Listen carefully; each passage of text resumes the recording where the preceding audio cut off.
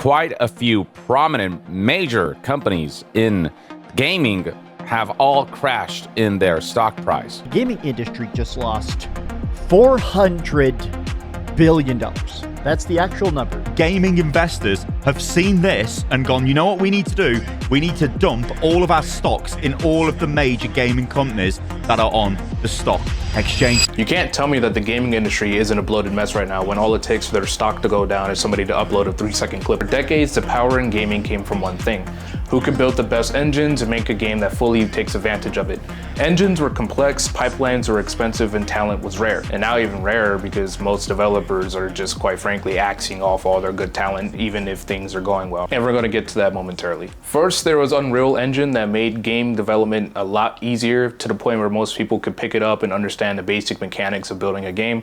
And now we have Genie 3. Now, Genie 3 is in its infant stages. It's not really anything great. If you look at the clips online of people making quote-unquote games through VL3, it's not really anything special, but it's the beginning to the end of how games are traditionally made, and it's putting a lot of developers on, I guess, final notice. For the first time, world simulation, asset generation, behavior, and iteration stop being locked behind massive studios. Entire environments can now be generated, tested, and rebuilt in days instead of years. And that doesn't just mean that game development has gotten a lot faster. It completely destroys the old economic logic of gaming. Traditional development teams need hundreds of developers. Small teams can now prototype faster than AAA games ever could. They can abandon ideas that serve no purpose, abandon failed ideas with no sunk cost panic, all without the typical costs associated with game development. AAA studios can't pivot. They're too reliant on the systems that they already use. That's the real reason budgets are exploding while quality stagnates. They're fighting the future with yesterday's structure. Once executives realize that AI can simulate gameplay loops, AI can generate worlds on demand, and AI can replace months of pre-production, the question stopped being how do we ship better games, and it became why are we paying for this and how many people? So layoffs weren't about failure. They were about redundancy, efficiency. Studios didn't lay off their talent because games flopped. They laid off their talent because the value of human labor just shifted overnight.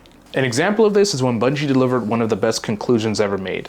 The final shape, even though it was critically acclaimed and made them massive amounts of money, it didn't really mean much to them because they still decided to lay off their staff. And rumor has it that this was always the plan regardless of how well the game actually performed. And here's the irony.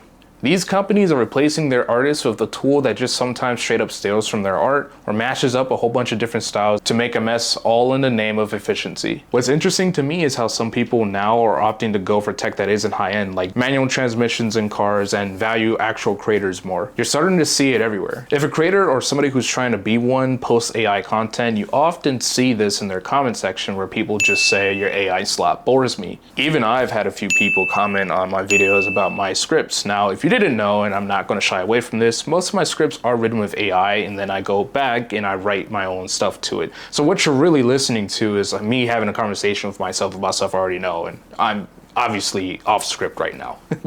But even I've had people comment about my use of AI, and I've said this time and time again, AI isn't the end-all be-all. It's a tool that should be used to aid in the creative process. Nothing more, nothing less.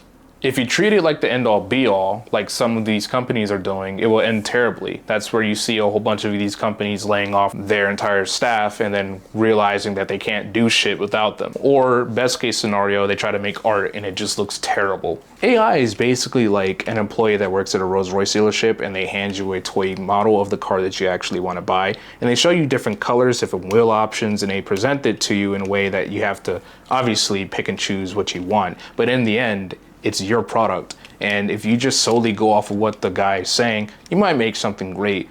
But true greatness comes from what you actually create. It's up to you to make the options presented to you to make art. Now, this crash that we're seeing in the gaming industry isn't financial, it's structural. The industry was built on few creators, many players. Genie 3 flips it to many creators with infinite worlds. AAA economics cannot survive that inversion. In the future, the winners won't be the biggest studios, the ones with the most realistic graphics. They'll be the ones that are able to extract the most out of AI and make art with it. They'll be the ones that know how to use AI and treat AI like the tool that it is. AI, again, is just a tool, it's a paintbrush. It helps you create things. In other words, the studios that embrace tools like Genie 3 instead of fearing it and have the creativity to make something truly amazing will be the ones that win after all this.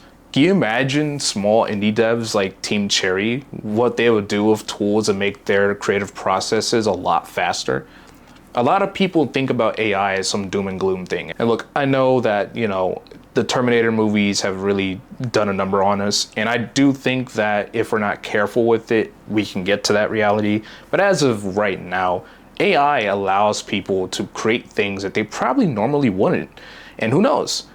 You could be next. I didn't know I would be able to get this far, and I use AI to write my scripts, and now I'm starting to write my own scripts now. But sometimes all you need is that initial push. And I feel like with the new tools that people have at their disposal, a lot of people are going to give themselves that initial push and just take the ball and run with it. And what that means for these developers, they're going to find themselves in a very precarious situation. But hey, that's the end of the video. If you liked it, please give me a like and subscribe. It really does help the channel a lot. And yeah, until next time, see ya.